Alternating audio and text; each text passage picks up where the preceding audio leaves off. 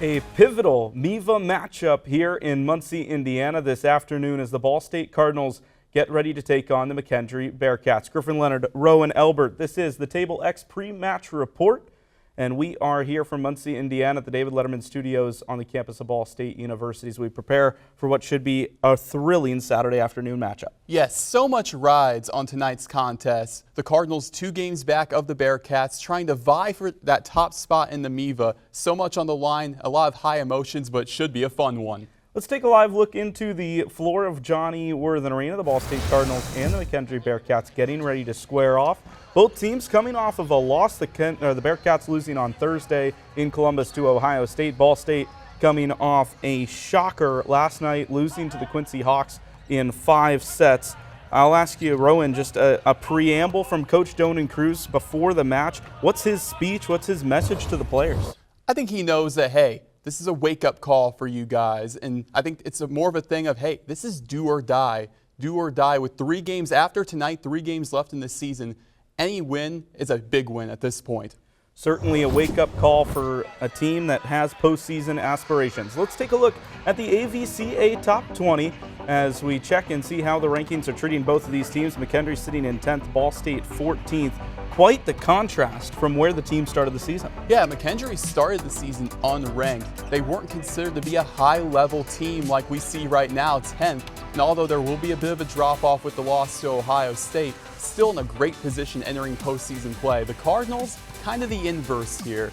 They were the 5 going into the preseason, and now you see them dropping all the way to 14. Not what they would have expected, but still, once you enter that MIVA tournament, really anything can happen. A lot of really good teams up top of that table. Long Beach State, keep an eye on them. We'll talk about them here in a second, but they dropped their opening game, their first game of the season after winning their first 20 to UC Irvine. Let's take a look at the National Player of the Week. It's Corey Grant this week out of Mount Olive, the Conference Carolinas, a conference that really doesn't get a whole lot of national attention, but it's the second time for Corey that he's gotten this honor. Yeah, and deservingly so. Over 4 kills per set this week. He led Mount Olive to a really impressive week. Not only that, Mount Olive is getting a lot of national recognition now, considering the fact they're getting some top 20 votes. Corey Grant, only a junior, expecting an even bigger future. And great to see for Grant that not only is he helping Mount Olive, but he's getting the Conference of Carolinas a little bit of a better rap on the national stage. It's a team that absolutely could make some noise come the postseason if they're able to get that automatic bid. That's the National Player of the Week. There's a lot of really good games tonight across the country. Moving on toward the West Coast, UCLA and Pepperdine at it for a big one tonight. Yeah, both teams are undefeated in MPSF play. One team has to fall. I look for UCLA to attack early, and I expect the Bruins to come out firing early on. And USC Grand Canyon, another one that will not disappoint down there in Southern California as the Trojans get ready to take on the Antelopes. Yeah, USC, they're vying for that top spot in the MPSF, but don't count out Trent Moser and the Antelopes to make some noise tonight against the Trojans. And a top 5 matchup nationally brings us down to Irvine, California as the Anteaters try to pull off another upset. Not only did they beat Long Beach last night, they swept them in straight sets. An opportunity to do that. 1 minute gone. It's scoreless here in Cleveland. Marie Kiefer right elbow. Takes a dribble in. Passes out right wing for Bischoff. Top of the key, Richards. Swing pass left for Austin. Austin dribbles inside. Stops. Right wing, Kiefer on the toss. Off-ball screen frees up Becky. 8 on the shot clock. Dribbles right elbow. Throws the cutting pass inside. It was tipped and stolen. Toledo left to right the other way. In transition they go. Dykstra penetrates the lane. Throws far side. 3-pointer for Carruthers. It goes down. Opening points of the Mid-American Conference Championship game to the Toledo Rockets, who lead 3-0 a minute and a half in. Great transition offense. Take it down low. The forwards, guards swing out. Open corner 3. Becky spin in the lane. Oh, she dropped her. Layup goes for Allie Becky. The Cardinals are on the board. It's 3-2. That's a tone setter right there, right after the open 3. Little dribble move, take her down. Goss controls right wing for Toledo, who leads by 1. Hard drive, McKonowitz inside. She scores off the right side of the glass. 5-2 Toledo, 2 minutes gone. And we have a stoppage as Allie Becky is shaken up after defending McKonowitz in the lane. She stands just on the out-of-bounds portion of the baseline. couldn't quite see what happened live. She gives a high five to Alex Richard and says, "I'm okay." And that is a sigh of relief. I couldn't see what happened either. I don't know if she just took some contact maybe to the chest, lost her breath a bit, but it didn't seem like anything to the head, anything to the lower body. Maybe just a tough shot to the court. Toledo by 3. Allie Becky dribbles right wing, throws into the far corner for Bischoff. Lob pass inside. Kiefer disrupted. Got it back. Ball hit the baseline, but it was off of Toledo, and Ball State will inbound with 13 on the shot clock. McKendree and Garcia are just so tough down in the low block. When they have the double team on a driving Cardinal, they're going to have the advantage. Baseline left. Becky to Kiefer. Kiefer spins in the lane, finds some room and scores with the left hand. 5-4, Cardinals trail. 7:30 to go. Carruthers to Dykstra.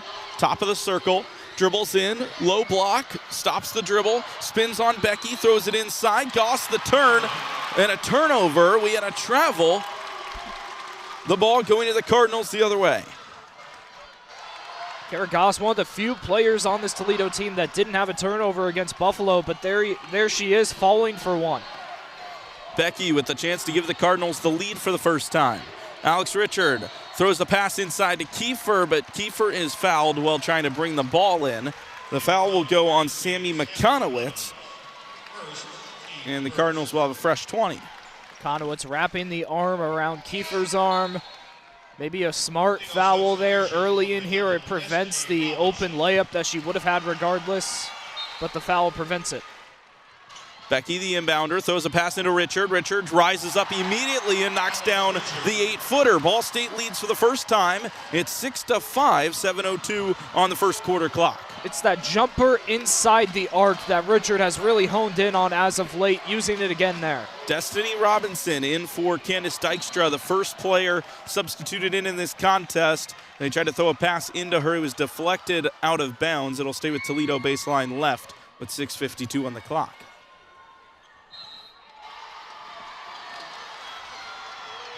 Robinson, the inbounder, throws it into Nan Garcia, right wing. Gets the handoff. Robinson to Goss.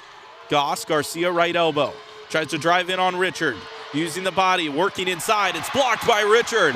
Becky, her pass, stolen. Stolen by Goss. Here's McKendree. Robinson. Carruthers, the shot fake. Pass inside, deflected. Stolen by Becky. And then a foul going the other way. McKendree, there's two quick ones.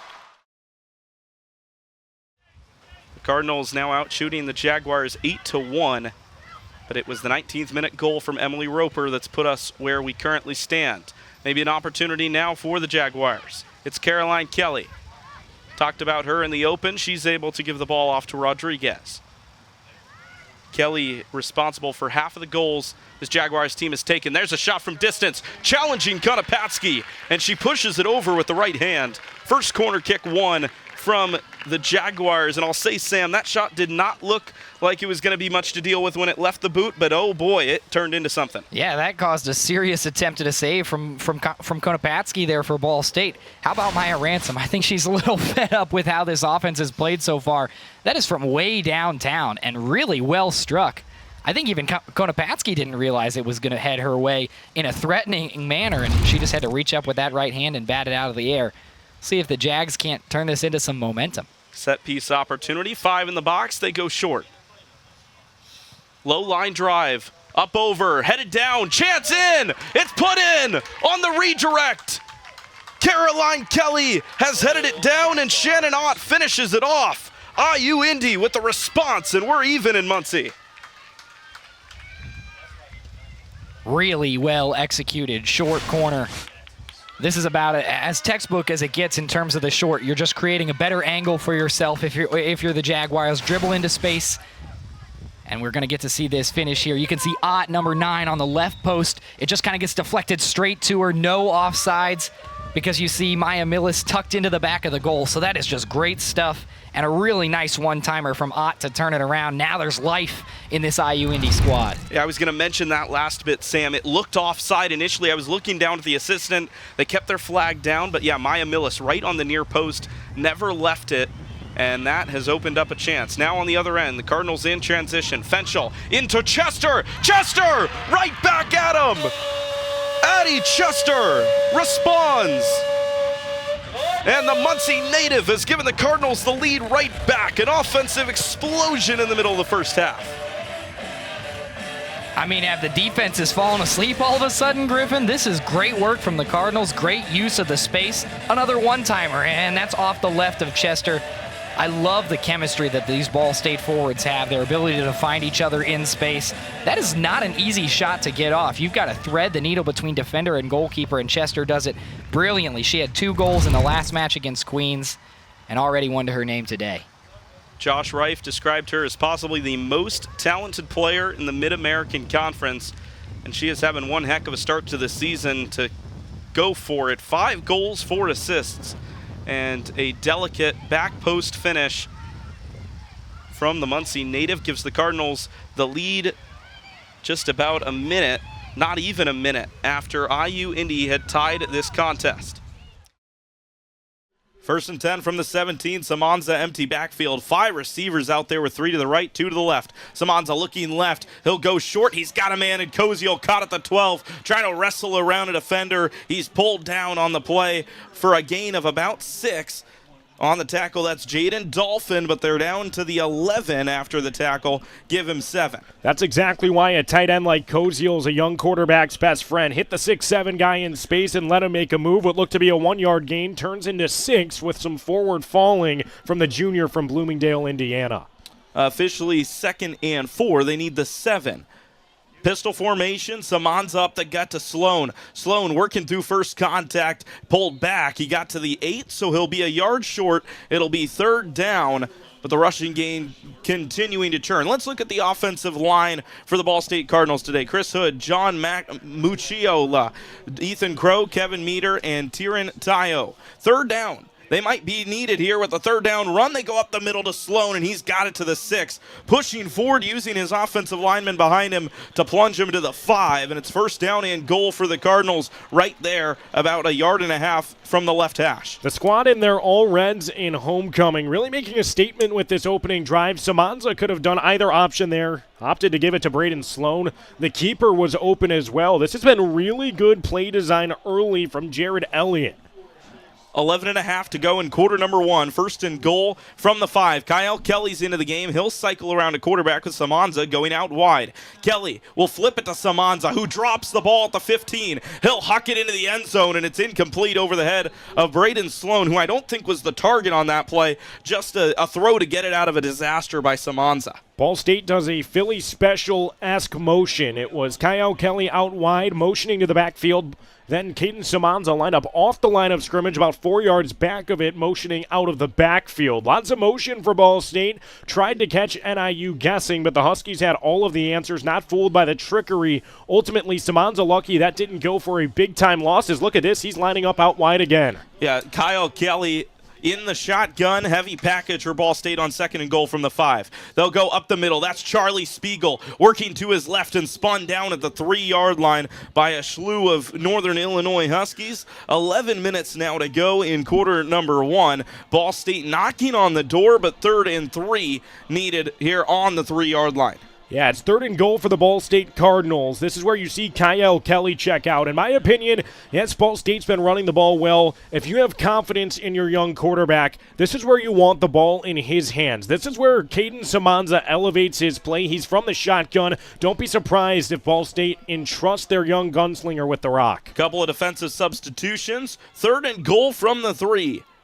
NIU set to bring a little pressure. They snap it. It'll be a throw. Samanza looking fade route. End zone. Up top for Tanner Koziel. Touchdown Cardinals. Koziel with the one-handed catch with the right hand. Cardinals strike first on homecoming. You cannot ask for a more beautiful ball than what Caden Samanza just delivered. He throwed with timing, anticipation. That's what you love from number 3. And then how about Tanner Koziel doing the rest? He helped out his young quarterback not once but twice on both of his targets on the first drive. Koziel connects. This time it's a one-handed breadbasket grab in the back right-hand corner of the end zone. Ball State marches all the way down and scores on their opening drive to get the fans extra into it here on homecoming. Jackson Corville to attempt the PAT after the Koziel receiving touchdown. Snap is down. The kick is up over the catch net and good.